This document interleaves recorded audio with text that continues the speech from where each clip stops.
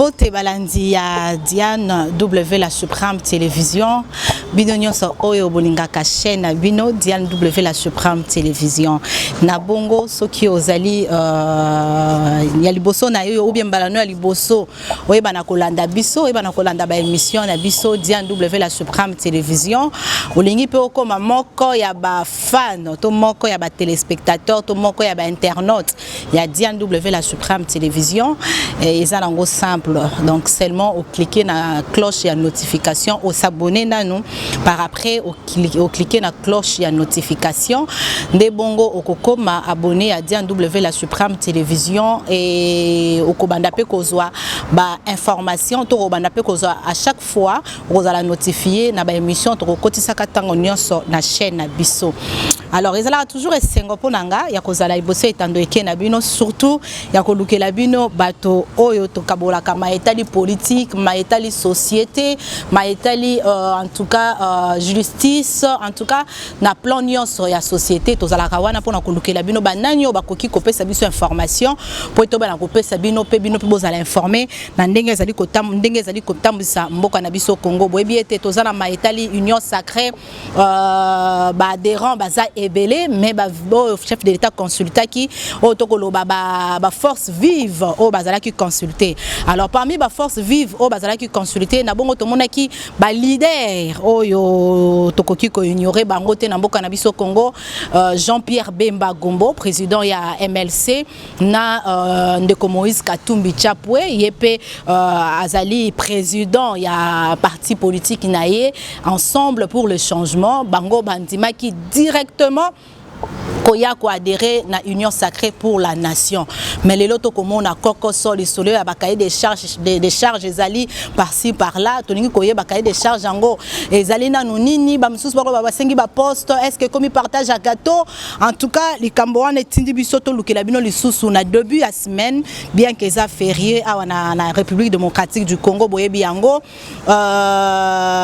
etindi bisoto lukela bino berkomons congolo moko yo asepelisa bino parce que nazoka ba feedback to nazoka ba réaction ya bato nyonso balobaka yambela ka biso na bongo to ko yambaye po ayeba na ko en tout cas ko panzanteke na maitali politique mboka na biso Congo ndeko berkomons Congolo mbote na yo mbote mama Diane la Suprême balandi ya Diane W la Supreme Télévision ba kotala yo soko kopesa bango pe mbote. Bonjour tous les internautes bana mboka bana diaspora bande nyonso bana ya Congo na pesi bino mbote belé na opportunité ba pesinga ina Diane W la Suprême une télévision à laquelle je n'arrive pas à résister vraiment na pesi bino na renouveler ma meilleur vœu ce qui par exemple bala ya Rolanda ngai meilleur vœu na bino na tombeli bino mobu molamu que le meilleur vous accompagne que la grâce de Dieu vous comble vraiment 2021 et faciliter réalisation il y a ba projet il y a ba rêve il y a ba vœu na bino biso nyonso et longo na Diane W la Suprême pour na mokile comme réellement un village dans nos mains. Alobeli bino amen parce que ceux qui m'ont souhaité bino bolamo ezalaka toujours elengi mingi ya koyamba yango na boboto. Berkomons Congolo toyebi ete tozana tozo commémorer ya mona tout non pe motuna wana ba héros nationaux na biso Laurent Désiré Kabila na Patrice Emery Lumumba to kokoba parce que le lolandi eza férié en RDC mais nazuyo en tout cas ndengo lobi yo moko résistaka te merci à chaque fois to benga ko répondre Zuyo à la hâte ne balobaka na lopoto boza awana échange de vœux na limité il y a grand Kassai échange de vœux toyebi ete ndenge zalaka mais nini ya motuya en dehors il y a échange de vœux nini o ya motuya balandi ya Diane W la Supreme Télévision bako retenir par rapport à espace grand Kassai ba mission na bino ezali pe nini o bino si bosala. Merci beaucoup maman pona balandi ngai lokola président, il y a conseil d'administration, il y a Grand Kassai Fondation. Na kolobala bino ete eloko liboso tozali ko luka na Grand Kassai Fondation ezali toye bana tondi mana tolingana nde tosalisana toye bana tondi mana tolingana nde tosalisana. Les 4 missions essentielles. Donc koyebana esengeli mwana nyonso ya province ya Kasai oyo capitale nango ezali Chikapa. Mwana nyonso ya Kasai central oyo capitale nango ezali ville ya Kananga. Mwana nyonso ya Kasai oriental oyo capitale nango ezali ville ya Mbujimayi. Mwana nyonso ya province ya Lomami oyo capitale nango ezali Kabinda. Mwana nyonso ya province ya Sankuru oyo capitale nango ezali Lusambo.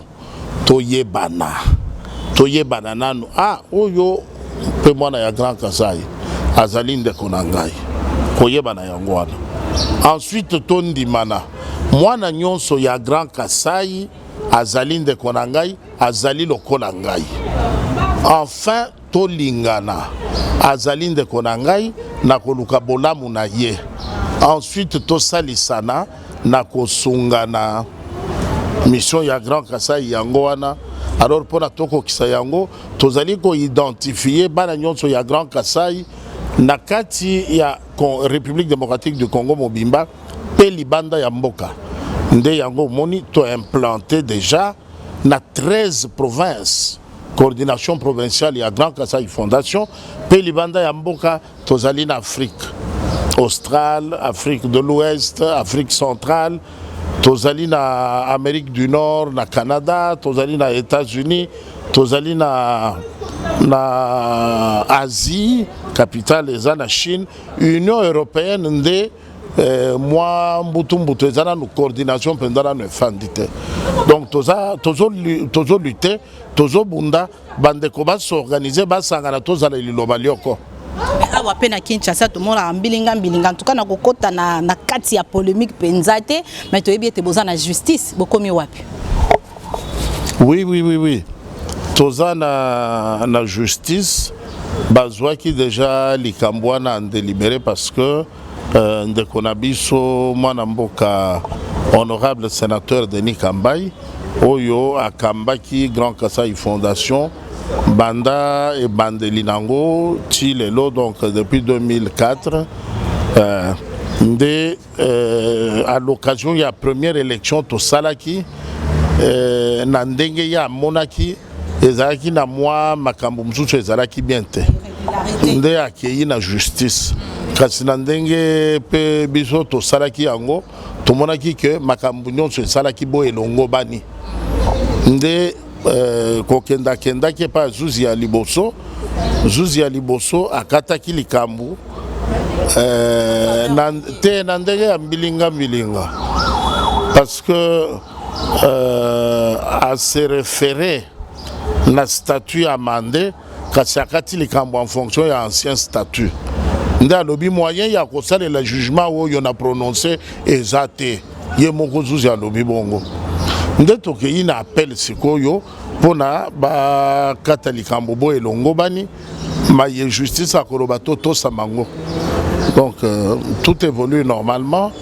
Il n'y a pas de problème à ce niveau. Il n'y a pas de problème, mais tout comme on a la province Moussousou, à l'exemple en tout cas, Kalatozala Beta Lisolo, Kakaya O Katanga, Lubumbashi et tout, mais Lelo, tout le sud Kivu, tout nord Kivu, tout ce Koto ya Goma et comme Penza lokola Miami, lokola Suisse, parce que Imboka bakobongi sa province na Bango. Mais bino na Grand Kasai parce que tout le bâtiment Konzamboka continue kaka 2 ans à peine, mais besoin qui ba poste décision. En tout cas, bo dirigeant qui paie mboka na moi ba instance moko esengeli bo sali et côté Grand Kasai depuis 2004 ba initiative nini bozana ngo oyo bokoki ko innover na bambula o ezali ko ya po boza na échange de vœux bo sali lelo tozana ba initiative ebele ya kobongisa Grand Kasai na biso initiative ya liboso nde oyo ezopesa bino mitema likunia po mutu nyonso ayebi na mboka oyo tikala kolota kosomba mabele na Grand Kasai te mais biso tosombe pa na bino pe totonga biso bana ya Grand Kasai yo ozali mwana ya Congo central. Congolaise, hein, nako déterminer nano ngambo na ngate to kolobela nano yo. Et pas na bino wana to somba mabele to tonga to fanda wana po ezamboka na biso. Ndenge moko na Équateur, ndenge moko na Bandundu, ndenge moko na Kivu, ndenge moko na Maniema, ndenge moko na Kisanga. Ndoli mboka na bino nde balobaka nul ne prophète baba ndenge nini. On est mieux chez soi, j'allais dire, excusez-moi, pas na bino bo sundoli po botonga na ba province musuto boyite eza République démocratique du Congo. Mais pourquoi boko sundola province na bino bozali kotonga ndenge ko s'inventer que totongi par-ci par-là? Parce que Tozali la seule communauté dans la République démocratique du Congo où il comprend qu'il n'y a pas inabiso et Zali territoire de la République démocratique du Congo. Biso to comprend qu'il n'y a pas inabiso et Zali mabele ya Kasai. Maintenant les petits esprits qui sont limités au niveau des clans ne peuvent pas oser acheter chez nous les terres et les construire. Nous, comme c'est notre pays, c'est notre devoir de protéger la nation. Nous sommes dans les 4 coins de la République démocratique du Congo avec des résidences et des familles. Tobala Kapekuna, Toboti. Nous sommes conscients que c'est chez nous. Bon, mais comme vous avez des nationalités très discutables, à cheval entre plusieurs pays étrangers et le nôtre, et puis ensuite il faut clairement nini boko banza pour la province na bino nini boko mema sika na 2021 bo banzi nini pour la province na bino donc kaka dans la situation stratégique il y a Grand Kasaï au centre de la République démocratique du Congo, c'est pour préserver la pureté de la race exclusivement congolaise. Nous sommes le grenier des valeurs exclusivement congolaises.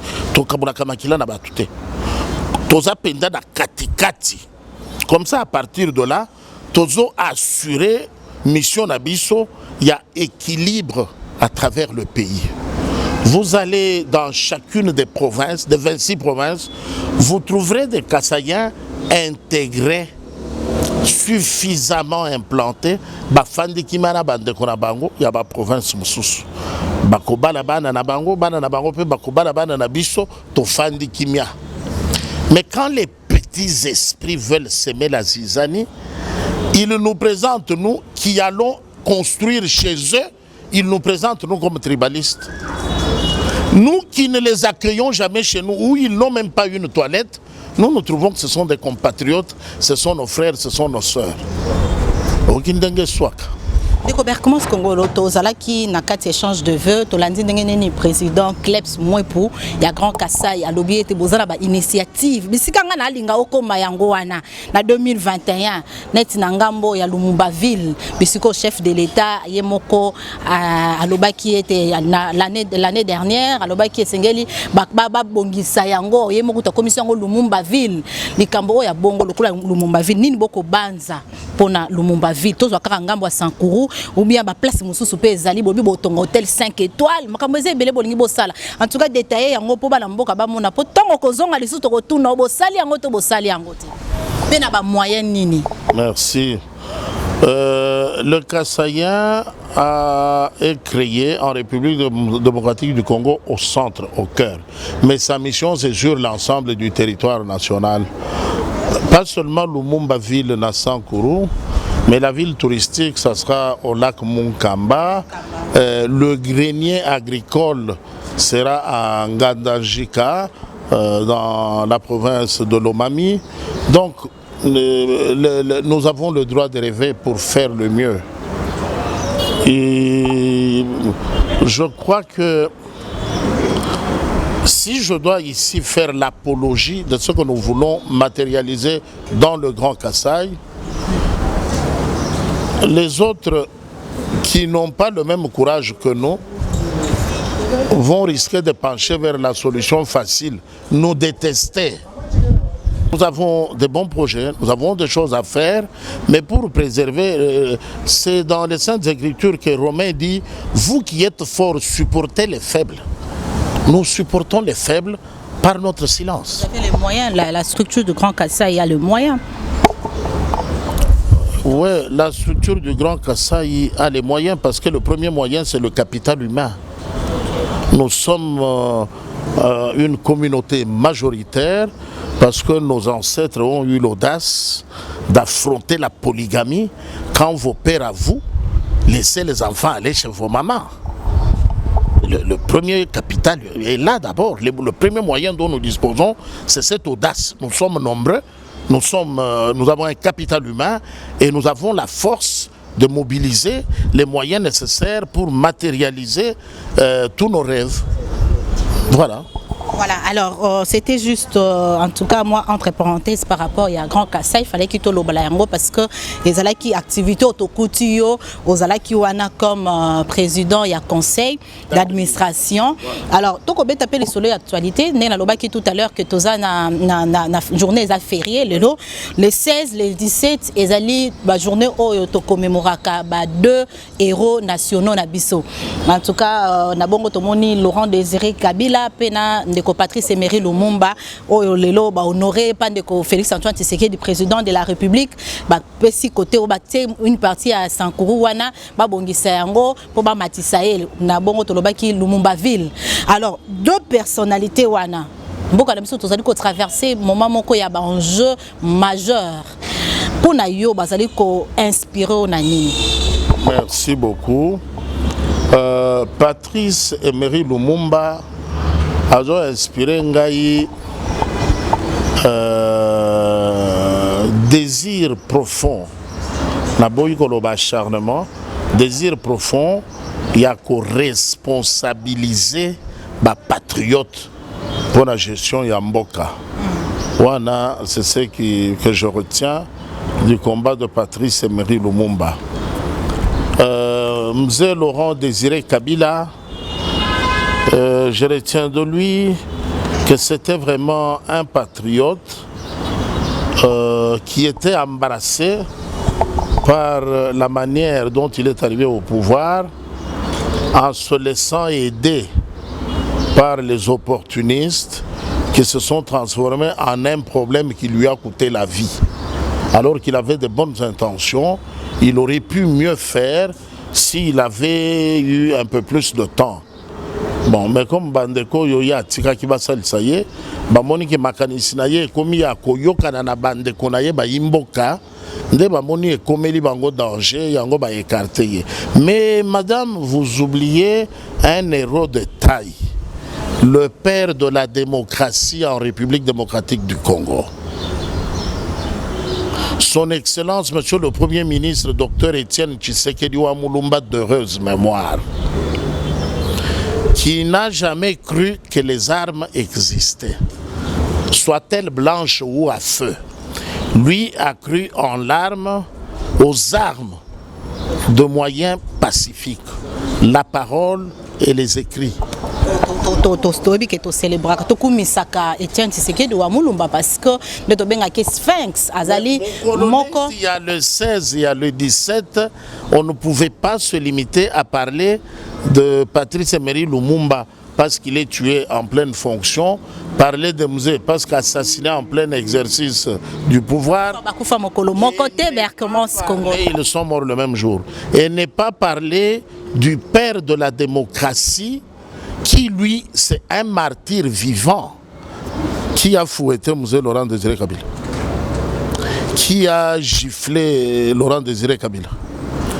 Mais sur le plan du combat politique, quelqu'un a enduré dans sa chair la flagellation de la dictature.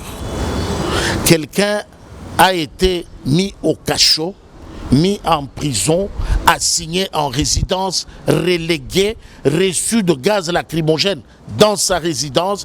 Il a vu mourir les êtres proches au seul motif qu'il se battait pour la liberté de tout le monde. Vous pensez que c'est rien du tout par rapport à quelqu'un assassiné tout simplement dans son bureau? Tout simplement. Mzee Laurent Désiré Kabila oui lutte nae bisikani na uti na ndenge po akoma Kinshasa ozonga na histoire wana te. Oui, Mzee Laurent Désiré Kabila s'est battu. Il a commencé la marche en 1995 vers la fin. Il a terminé le 17 mai 1997. on peut dire que c'est 3 ans de combat. Patrice Emery Lumumba s'est battu. De 1958 à 1961, 3 ans de lutte. Le père de la démocratie, son Excellence, Monsieur le Premier ministre, le docteur Étienne Tshisekedi Mulumba, Sphinx, lui s'est battu pas 3 ans comme Patrice Emery Lumumba, pas 3 ans comme Laurent Désiré Kabila. Même si on multipliait par 10, il ne sait pas. Souci nayo ezalini parce que bakufi na ba circonstance mon côté. Moussous a koufi parce qu'il était malade, Moussous azala qui assassiné, Moussous bakufi na circonstance mon côté. Pourquoi l'ingo suscité, je ne sais pas. J'insiste sur le fait que le combat, une guerre de 10 ans est plus dévastatrice qu'une guerre d'un jour. Lui, le combat a duré 40 ans. Voilà, donc on s'éternisait na likambo ya ba héros nationaux na bisoté parce que de Lumumba et Kabila sans parler de docteur Étienne Tshisekedi. C'est ça le problème. Le message est passé parce que Étienne Tshisekedi wa Mulumba, tout Congolais reconnaît son combat ou bien reconnaît sa lutte. Wow. En tout cas, tout quand on a vu des sujets, oyo ezali ya union sacrée de la nation, oyo nazali ko paraphraser moko ene na ngai ndeko Eliazar Atuni tokomi wapi to tozali ko kende wapi parce que na kati union sacrée lelo oyo esengeli concrétiser volonté à chef de l'État na changement to komona ba leader politique entre autres Jean-Pierre Bemba, Moïse Katumbi, bango balobaki ete baye cahier de charge éco divisé classe politique lelo pe batebele bazali komona yango malamu te likamo cahier de charge mususu na kotanga ba ministère te mais basengi ba ministère régalien mususu asengi présidence ya assemblée nationale na bongo yoko ya nola nini to ozali komona makambo ngo lolenge ndela baki toko kende wapi na mboka o. Merci beaucoup maman. Ndeko bandeko yotangi Moïse Katumbi na Jean-Pierre Bemba bazali bana mboka. Bazali bana ekolo Congo. Ko bianga mokonzi mboka apesa kimbela na yeba na mboka baya. Ezalaki pona toluka bolamu ndenge nini tokoki ko bundela bolamu ya bana mboka banso. Kasi bandeko ndenge baye bamoni lokola mokonzi ya mboka akolinga kategori moko ya baimboka koleka kategori mosusu te. Le chef de l'État n'a pas haï le FCC, non. Le chef de l'État a sepeli ndete na ndenge lolenge bandeko na biso ya FCC bazaki komemela makambu comme pour dire qu'ils sont sur une terre conquise, ils ne doivent rien à personne, ils font tout ce qui leur passe par la tête. Stop! On doit reprendre les choses. Vous devez comprendre que nous sommes maintenant dans le contexte du changement. Kasi bande konabiso, Moïse Katumbi na Jean-Pierre Bemba, bango ba yoka ki penda bien te. Ba moni lokola ko benga mokonzi mboka bengi, ça veut dire abengani batu ya FCC alingi lisusu ba. Oh mais baza toujours bana mboka Congo. Ko benga na bango ko bwaka bango wapi. Bazali bana mboka. Bango pe ba ko salela mboka. Mais seulement il faut pas comprendre que l'esprit est changé. Pona eloko wane ko kisama na mitu na bango, c'était très important. Bamona Janine Mabunda zone G, bamona Ilunga Mba zone G. Ah, ils vont comprendre, attention. Donc il n'y aura plus de Yemei. Oui. Ndeto bandi discipline yasika. Discipline yasika par rapport à la vision ya mokonzi mboka. Confirmer que mokonzi mboka kopé sa importance mingi na ba allié ba gros allié na ye o to bengi bande kwa FCC. Mokonzi mboka zali kopé sa importance mingi na bana mboka Congo banso. Yango lobby, on consulte le plus grand ensemble. Il a reçu tout le monde. Je vais te dire katikala ko yamba bande kwa FCC te. Bande kwa FCC leur Panzani, Babandiko Yamutunanzela Naye. Alors, le chef de l'État est resté égal à lui-même.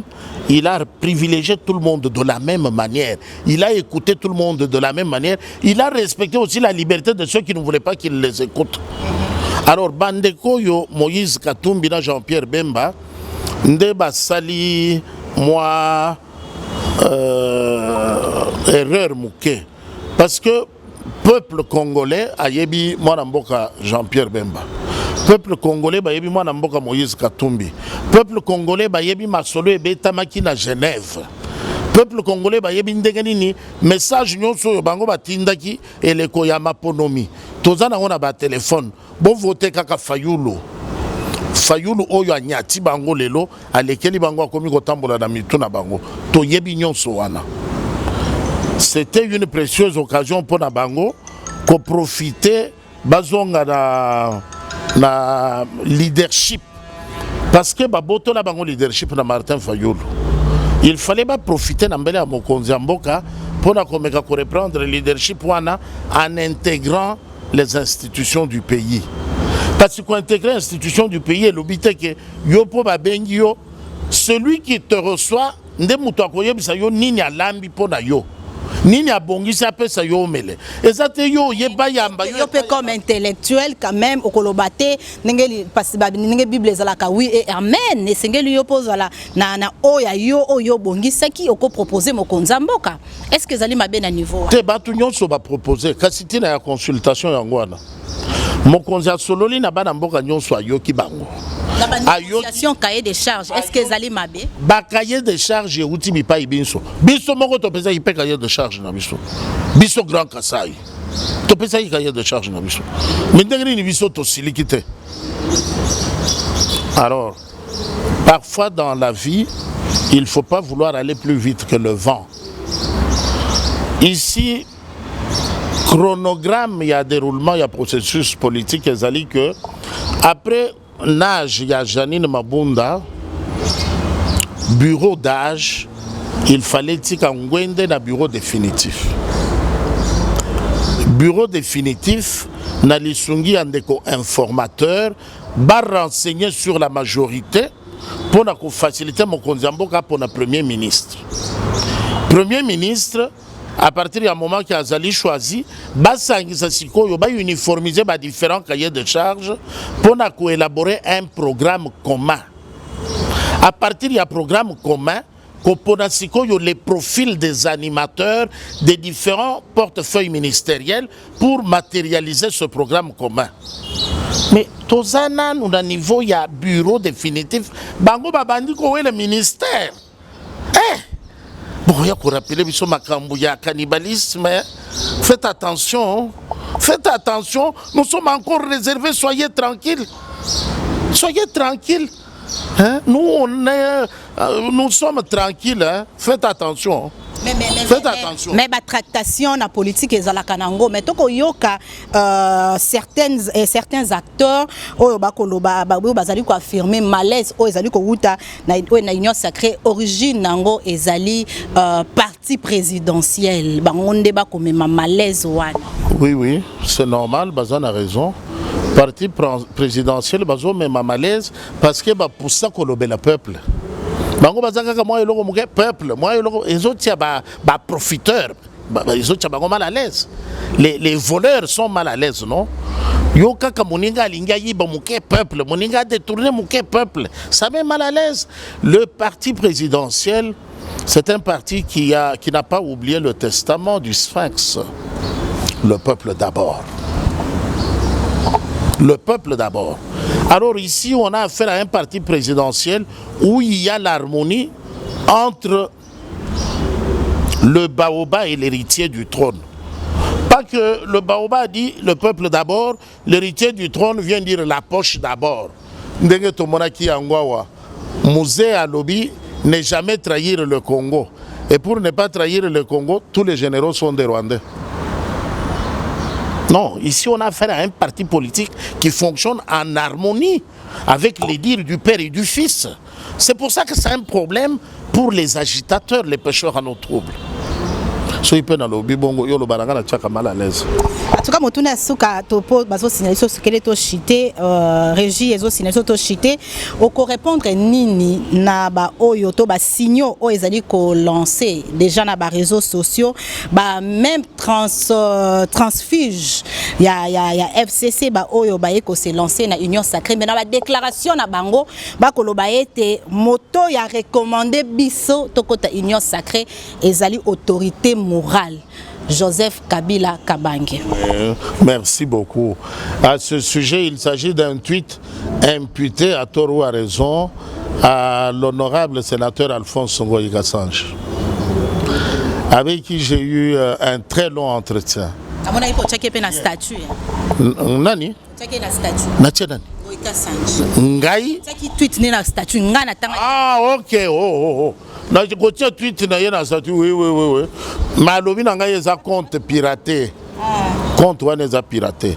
Omoni ba piraté compte à mon mboka Ngoï Kassange parce que il avait tellement dit du mal du président que cela est tiakaye pendant en vedette, tout le monde avait les yeux braqués sur lui. Et auprès du chef de l'État et auprès du sénateur Joseph Kabila, que le fait pour lui de se dire c'en est trop, je rentre chez moi, et provoquer des bandades. Parce que tous les kabilistes attendaient tout sauf ça.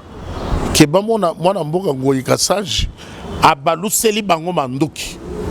Alobi, bon, je rentre à la maison. J'ai suivi Thierry Mossene pour Nabosolo na politique. Il y a un grand frère Israël Moutombo. Alobaki moto ya recommandé biso. Il y a Zanakati, il y a CCU, il y a Lambert Mende, Joseph Kabila, Union Sacrée. Ça veut dire que Joseph Kabila est réaliste. C'est pourquoi je dis la vision qu'a eu notre frère, le sénateur Ngoï Kassange, est une vision qu'il faut encourager. Quand un pécheur se convertit, il y a la joie au ciel. Donc quand les méchants ne se convertissent pas, un ami blaguait pour dire c'est le problème des moyens qui ne sont pas encore disponibles au ciel. Mais ici, lui a changé. Pourquoi devons-nous continuer à marteler, à nous comporter comme si... Ça veut dire quoi? On aurait voulu le voir toujours insulter, s'acharner sur le chef de l'État. Non, il comprend qu'il faut changer le fusil d'épaule. Réalisme oblige. Faire la politique, ce n'est pas seulement être derrière Joseph Kabila. A salaki moi confusion moko na zongi sie na temps. Alobi ozalaki na biso okati na tikala jamais kozala na bino. Musala na ngai yo yebi makam na yebisio ezali ya solo à l'officiel. Donc je ne suis jamais allé nulle part, aucun engagement. Tanga bien liste na bino, il y a AFDEL, il y a PPRD, il y a FCC, jamais au moment Jean Bermas Kongolo. J'ai toujours été comme je suis. Yomoro yebi makamonde ngezali tikana ya ko bandela ngo ate. Ouais, wana bo yebite ici. Je veux dire tous ceux qui traversent au bandeko bazo ou ta FCC. Ezala Kabila tindi bango. Ezala Kabila tindi bango te. Yo zali moi si alibala. Mobali no atindi yo na boîte de nuit. Il s'attend à quoi? Ça dépend. Bon yebisa Kabila. Bon yebisa ye, ya zali mobali. Akamati moi si atindi na boîte de nuit. Moi si wana na kati ya boîte de nuit, le ngai mobali nanga muto atindi ngai. Ngai na yengai moko, ça change quoi? Il s'attend à quel résultat? Résultat wana nda akozwa. Mais est-ce que Nenge Batbako Bengango blanchisserie, Union Sacrée, et Zali Bisiko Wapi Bango Baye Penza Fachi Ako Peto la Bango? Je suis très flatté, madame. Donc on reconnaît la force, on reconnaît la puissance du peuple. Celui qui est avec le peuple, c'est Fachi. Tu passes de ce côté-là, le peuple oublie la moitié de tes péchés. Maintenant, il œuvre. Ceux qui m'appellent sur responsabilité, au 4e bureau réceptionniste, moi, je secrétaire, tata, moi aussi, ndé akobalaye, papa Leki, ndé directeur de cabinet. Ah non, peuple akolobao, il y a bisoté. Allons, moi. Le fait seulement de travailler, se mettre à l'ombre de Fachi, c'est faire oublier la moitié de ses péchés. Oui, il n'y a pas de salut en dehors de l'ombre de Fachi. Tu veux qu'on oublie la moitié de tes péchés? Traverse. La moitié est oubliée. Maintenant, l'autre moitié dépend de ton comportement. Okobanda biloba loba, ceux qui m'ont pris sur responsabilité, oko menacé aux zonga, s'il faut te livrer au verdict du peuple ou si on peut continuer à te protéger. Merci beaucoup. Merci beaucoup, madame. Voilà, nous sommes arrivés à la fin, mesdames et messieurs. Je crois que Bolandine Découvert commence Congolo. ye alimboli ete bakaye des charges ezanango ebele et la cité au cahier des charges et kabola ba leader lokola Moïse Katumbi to Jean-Pierre Bemba en tout cas bandeko ya MLC pe bolanda ki bango balobi baza en pleine négociation donc totika ko s'ajouter biso population et sengeli tozela maye oyo bango ba ko solola entre bango ndenge bazali ko solola et ko sala kitoko mingi. Merci à Jordan Cho qui était derrière la caméra, merci à toute l'équipe de Diane W La Suprême Télévision et merci à vous mesdames et messieurs. Au revoir.